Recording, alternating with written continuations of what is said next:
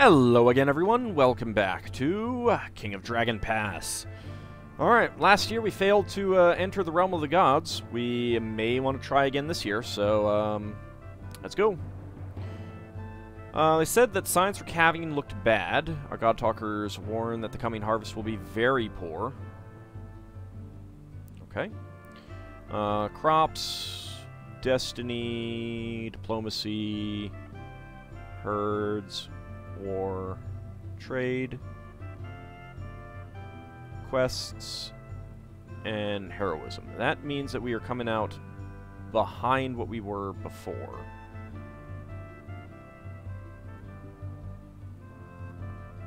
Alright, let's take it out of trade. And let's just take it out of diplomacy as well. I think we're okay. I'd like to stock up again. Alright, let's go ahead and proceed.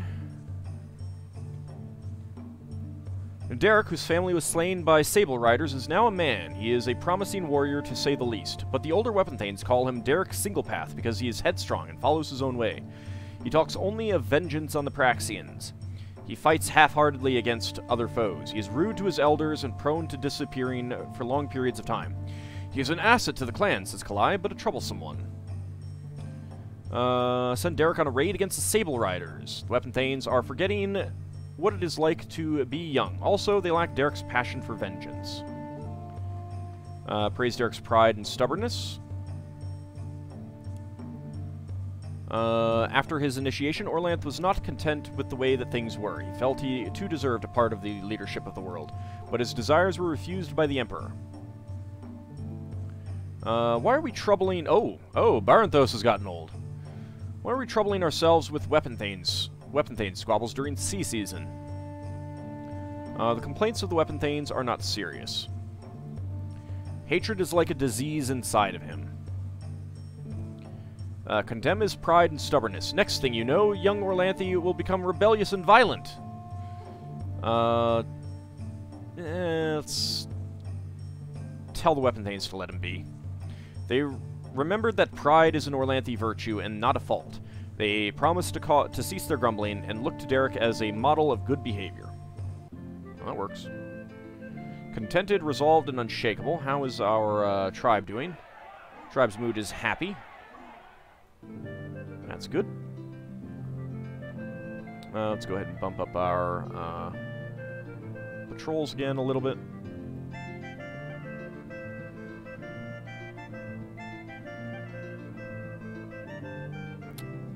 Alright, well, there's still a lot that we haven't searched for down there. Still have not found the dwarves. Maybe I can go up there. I don't think that's close enough to the crag spider.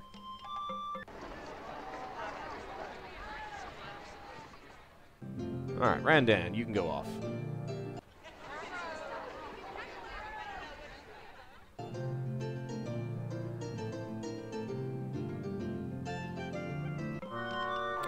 We have too many hunters for the wildlands. Oh no! Oh. Carls find 8 of your horses with their throats cut. The carcasses have been fouled with dung to make them inedible. It is the Tedanlings who did this. I can feel it in my bones. First, divination to identify the scoundrels who keep killing our horses. Then, if they are in our tribe, we can lodge a claim against them at the moot. A sacrifice will keep the horse thieves away, the horse slayers away. A divination will reveal them so we can deal with them ourselves. If we sacrifice and still lose more horses, then we lose both horses and cows. Make them pay us instead. I know in my chest that the Heartless Clan Tedanling did this as part of their feud against us. We must smash them. Find a peaceful way to solve this, or wait until after planting time. Elmal, as horse friend, will help us protect our steeds. Let's conduct a divination. The spirits of our ancestors said that this crime was committed by the Tedanlings. People were not surprised to hear this, for they were feuding with us. Let's lodge a legal claim against them.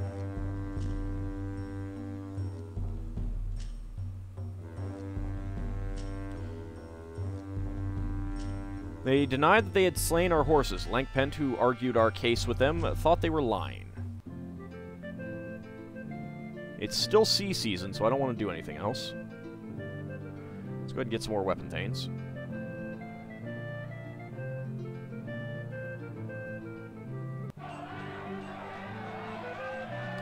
Well, now it is fire season, and this is when we are going to get our revenge. Alright, Tedanlings.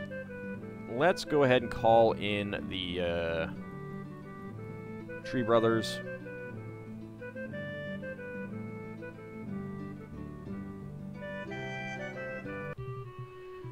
To reach the Tedanlings, our raiding party had to cross the Orlevian Tula. Here you go, have some cash. The Tree Brothers sent 30 warriors. We were spotted by the Tedanling patrols, and our 21 weapon thanes and 231 footmen are facing 13 weapon thanes and 94 swordsmen. No magic, but we're going to sacrifice to Humacht and charge and plunder.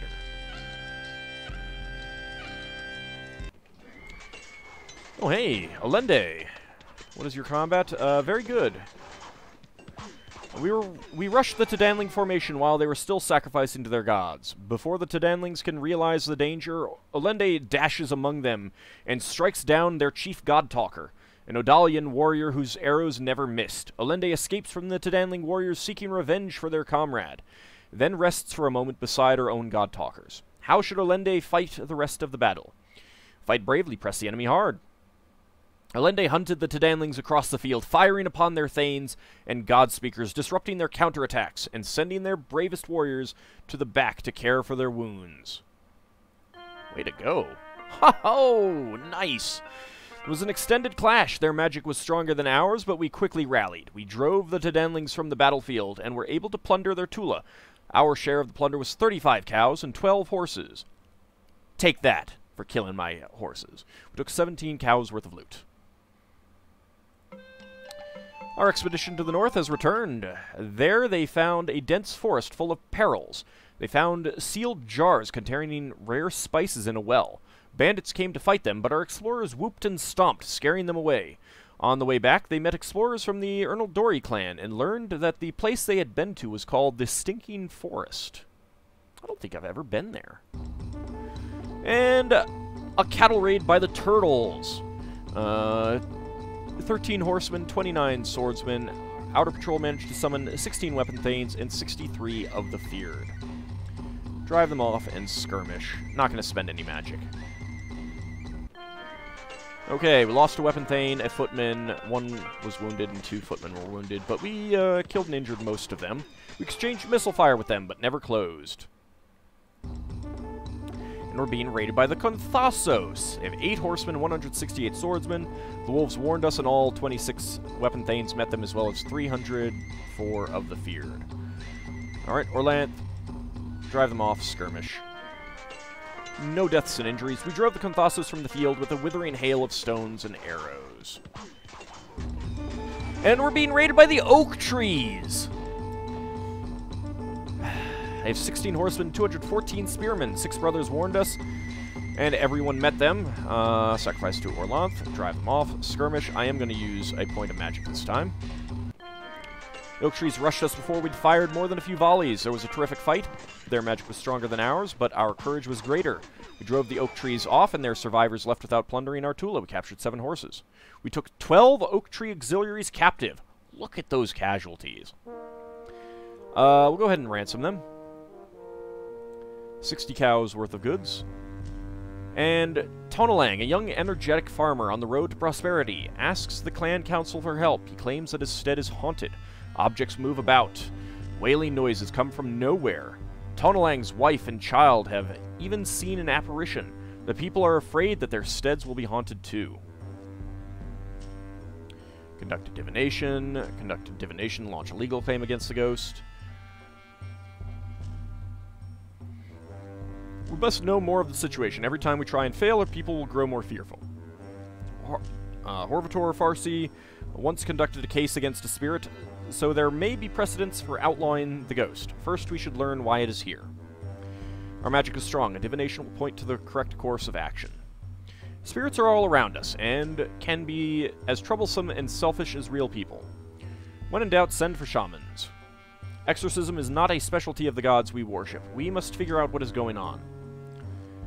Tedanling must have forgotten the name of one of his ancestors. Let us make sport of his foolishness. Let's go ahead and conduct a divination.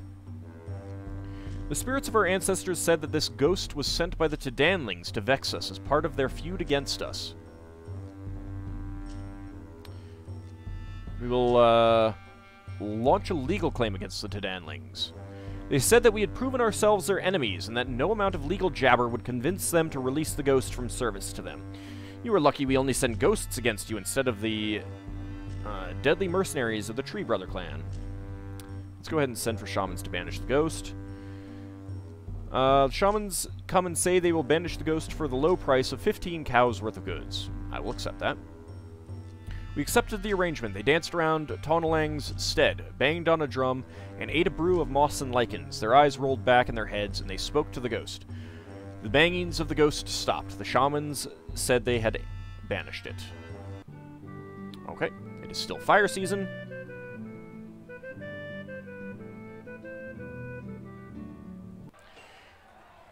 Alright, Tedanlings, you have proven yourselves unworthy of life.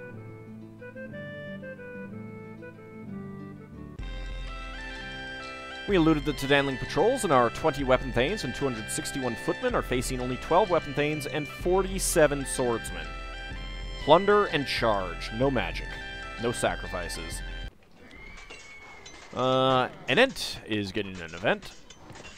We ran through a storm of missiles and smashed into the Tedanlings. The battle has not gone well for Kalai, our war leader. Oh, he was leading a group of warriors, but he took an arrow in the neck, and now the warriors with him have drawn back in the face of the Tedanlings, who have the chance to finish him off. Enent is with a small group of auxiliaries nearby. What should she do?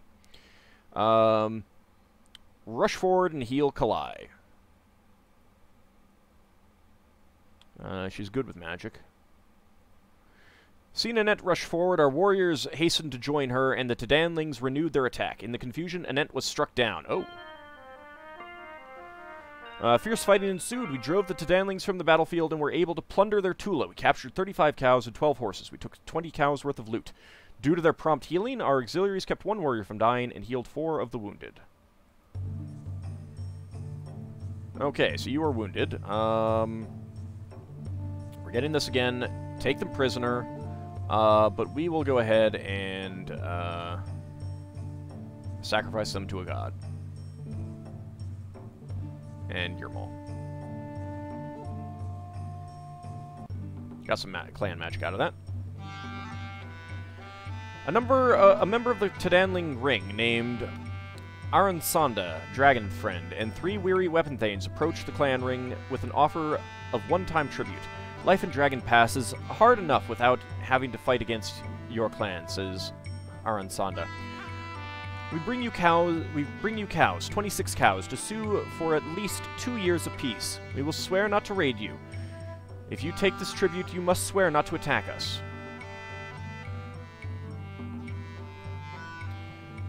In matters of power, it is best to be direct. Demand more tribute than they have offered. Demand annual tribute. We will raid you whenever we feel like it.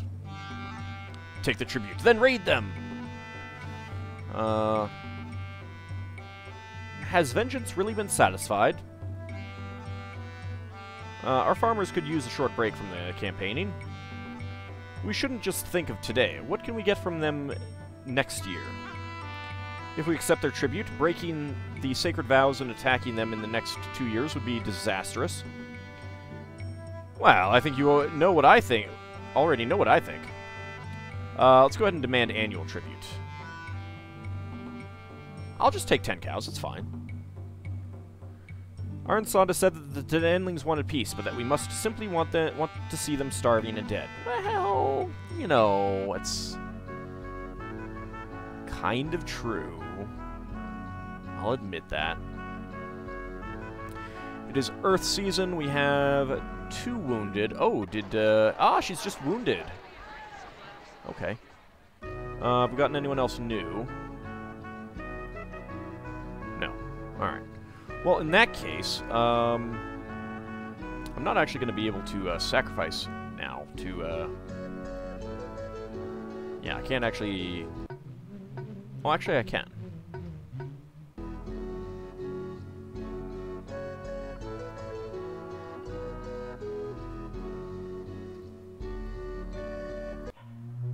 In her mercy, Chalana Roy healed all of our wounded. Excellent.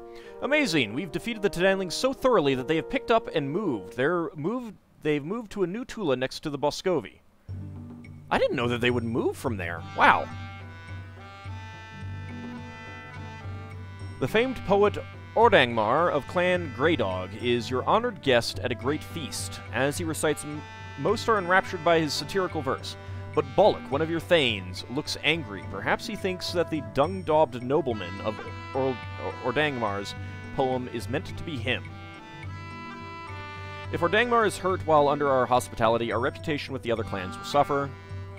Unless Bullock identifies himself as the dung-daubed Thane, or Ordangmar makes his insult explicit, no dishonor is incurred.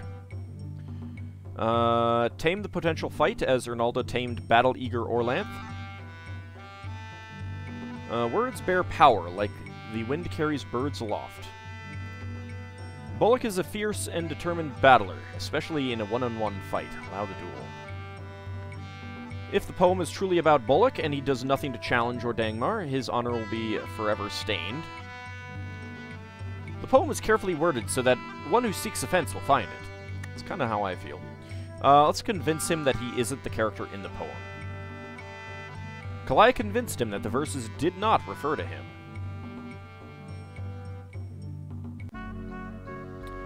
Alright, it is still Earth season.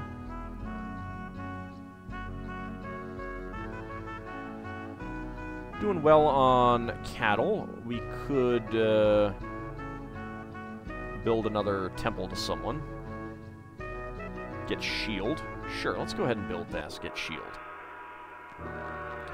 Crops did not do well this year. On top of that, the sacred time rituals we performed for our crops had little effect this year. Luckily, we should still have enough to feed everyone in the coming year. Ya think?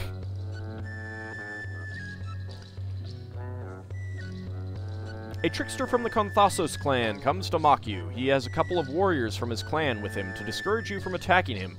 I hear your hero questers are a sorry inept lot, he scoffs. You are spirit lacking and god unblessed, aren't you? He capers about, doing a little dance and drooling on his tunic. Well, in exchange for something valuable, I will bless you with trickster magic so that you will not be so laughably incompetent next time you quest. He wants goods worth at least 10 cows in exchange for Yurmal's blessing. What do you have to say, Vorsar? He's giving me the evil eye. I can feel it. Attack him or rudely decline his offer. Maybe his questionable magic is worth the price he's asking. Take him up on his offer. I can convince him to better that price. We can take them.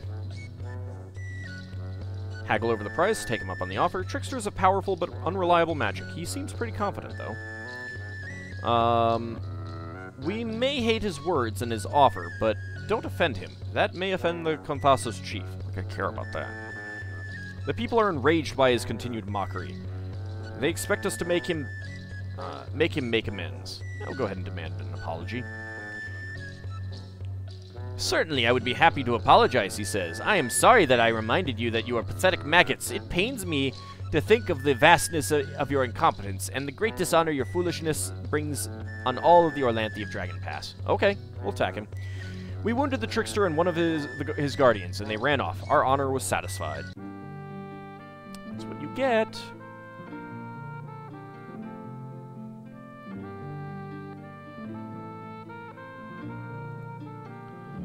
Alright, there's not a whole lot to do. I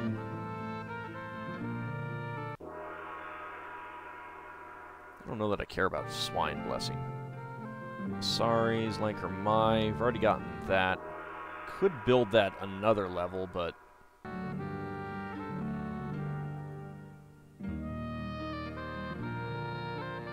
does help divine the truth. That's... oh, right, I was actually thinking about the Odalia Shrine. Oh, that's not good. A terrible storm from the far north descends on your land. The cattle are frostbitten. This is no ordinary storm, but an assault by the forces of cold and darkness.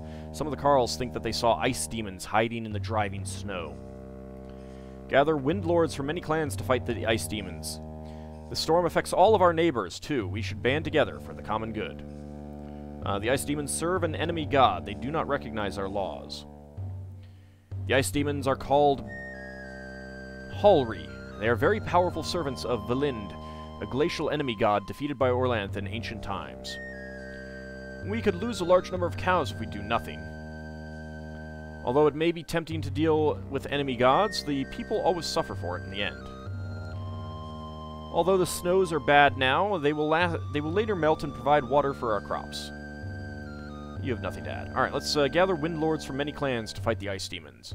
Squabbling between the clans gave the ice demons time to do their worst. Our herds suffered terrible losses. Really not all that bad. I'm okay with that.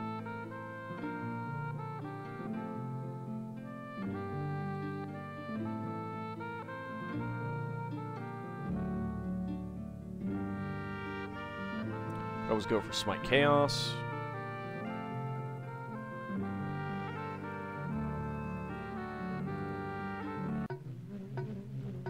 Any other mysteries that I don't have? I don't think so. I think I've gotten everything. Alright, Sure Shot. I'll swap that out for Friend of Yinkin. That's better. We still have a lot of pasture land. Still have a lot of sheep. I don't think there's much that we can do. Let's just see if we can send some people out. Ah, there's the Tedanlings. They moved from down here. I don't think they're part of a tribe.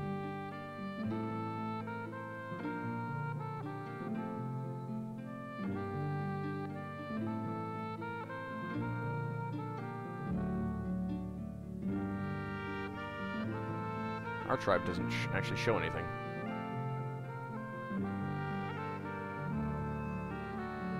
Oh, that's just changing the list up there. Alright.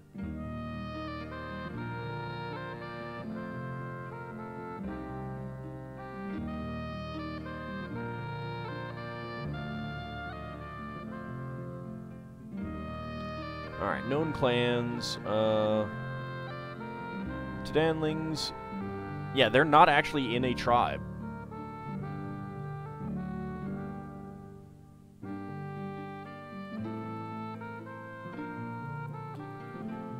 Alright, well, let's just go ahead and try an exploration. Not with you, though. You can do it.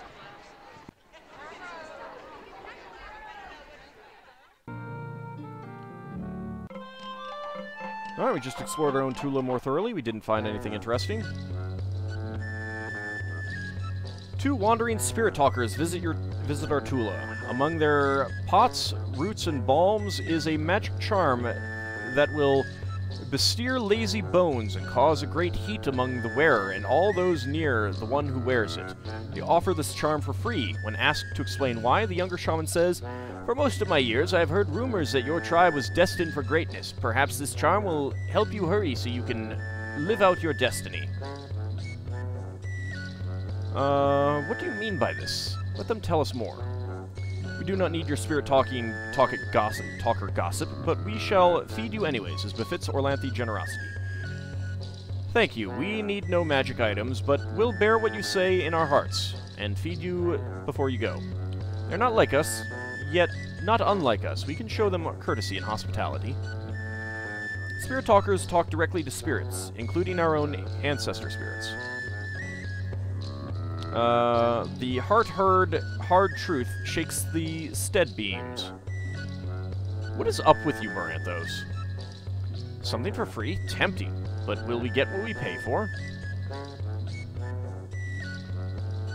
Bad King or Grain refused to listen to magicians, god talkers, or spirit talkers. Then the gods made him stone death. And you think I'm strange? Well, I do, kinda. What do you mean by this? The older spirit talker narrows his eyes, breathes deeply, and then cackles. "You are laggards when it comes to hero quests," he says, "and the wheel of the seasons rolls by us ever faster." We'll take the charm, give them in return. The older spirit talker danced a dance, spit in his palm, and looked at the sun. He said, "Listen to the charm, listen well." People were not sure what to make of this, but hoped that the ring would at least listen, excuse me, to the shaman, if not the charm. So was that an actual item?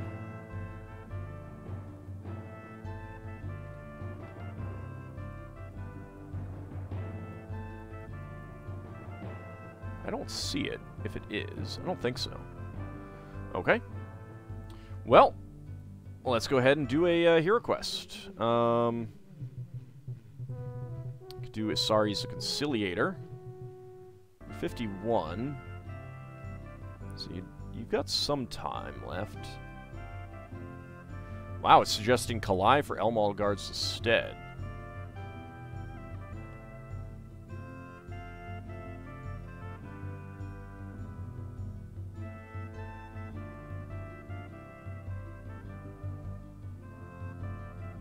I still really want that, that magic cow.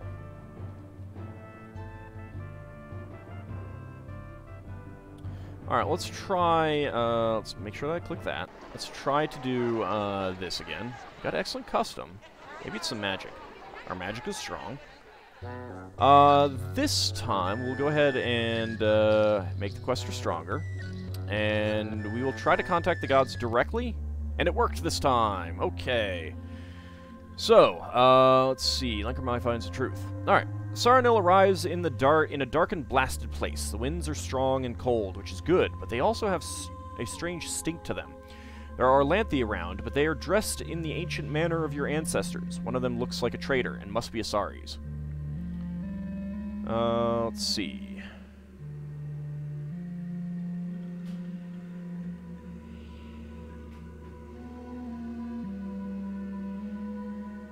Apparently my list does not actually have this option.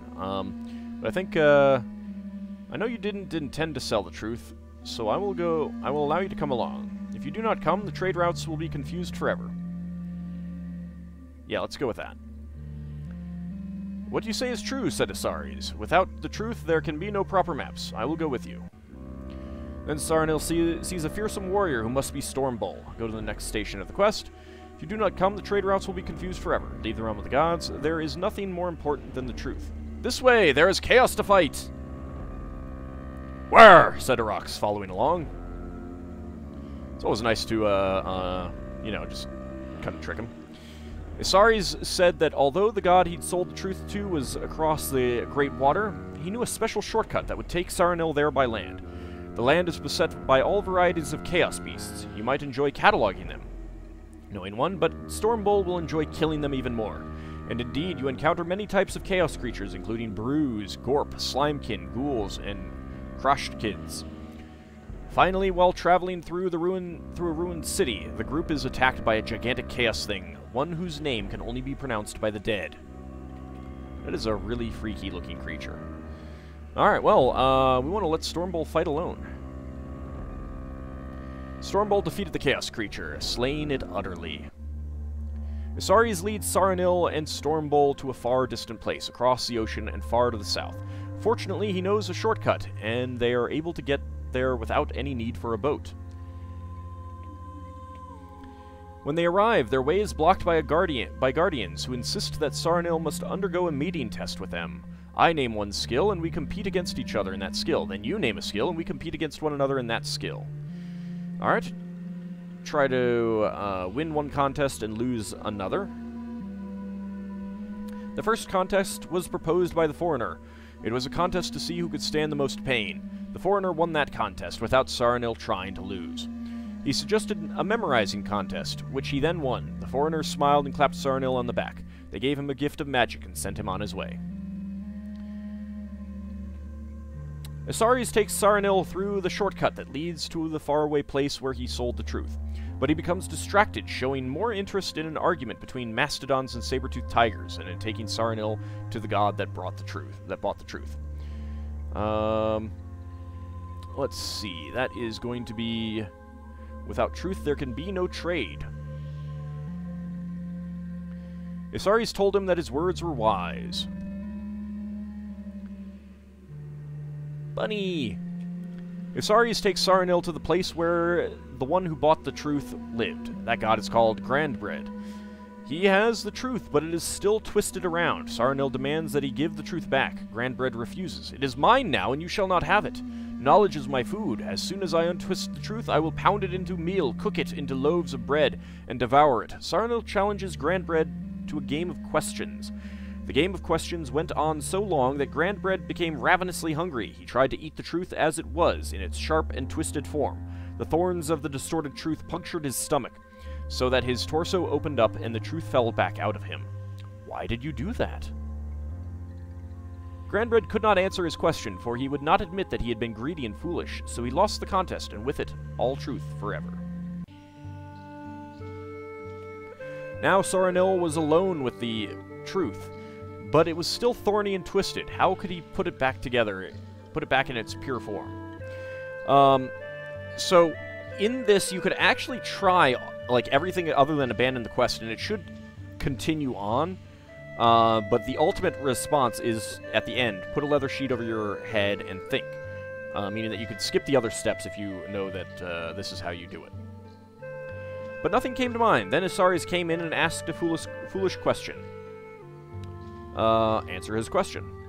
Isaris left without a word of thanks, and Saranil turned back to look at the truth. It wasn't twisted anymore. He tried to figure this out. At length he decided that, in responding quickly to Isaris without much thought, he had stopped trying to mold the truth into the shape he wanted it to be. He had instead allowed the truth to come to him. Stormbolt got bored and wandered away. Isaris bade farewell to Saranil. Saranil returns to the land of people. His quest a successful one. He was still wounded from the pain contest, but hardly noticed it in the excitement. Saranil knew more things, was wiser, and grew 2 inches taller. Wow. The Law Speaker of the Turtles recently forged a new alliance with the Whitehorse clan. By sending emissaries to clans and other tribes, we can foster good relations between tribes. Kind of good with that. And our outer patrol spotted a cattle raid by the Turtles. They have 8 horsemen, 28 swordsmen. The outer patrol managed to summon 15 weapon thanes and 75 of the feared. Drive them off and skirmish. Lost 1 footman in that. Killed a lot, though. We exchanged missile fire with them, but never closed. Our auxiliaries were able to heal 1 of our warriors. And we're being raided by the Tedanlings. Alright. 2 magic. Kill as many as possible. Charge. Sacrifice to Humacht. Let's see. 12 horsemen, 83 swordsmen, 6 brothers warned us, and all 27 weapon thanes met them, as well as 297 of the feared. No injuries or deaths. The Tedanlings attacked while we were still sacrificing. There was a terrific fight. Our magic smote them mightily. We drove the Tedanlings from the battlefield, striking them down as they fled. We captured 9 horses. Through their healing magics, our auxiliaries kept 2 warriors from dying and patched up 4 of the wounded. And so ends the year. 32 babies were born. We initiated 3 children as adults. Clan has 9 more people, 14 fewer head of cattle, 45 more horses, and 30 fewer sheep than we did last Sacred Time. We produced only 1,431 and ate 1,127 bushels of food. 509 were lost due to spoilage. Crafters produced 182 cows worth of goods. Our market made a profit of 40 cows worth of goods. Okay, well, let's double check to make sure that our sheep are not overcrowded. Nope. So when we come back next time, we will go ahead and refrain from a hero quest for a year, and then the following year we'll try another one. Probably Isaris Conciliator, just because it's easy. Anyway, that's it for this year. See you guys in the next episode.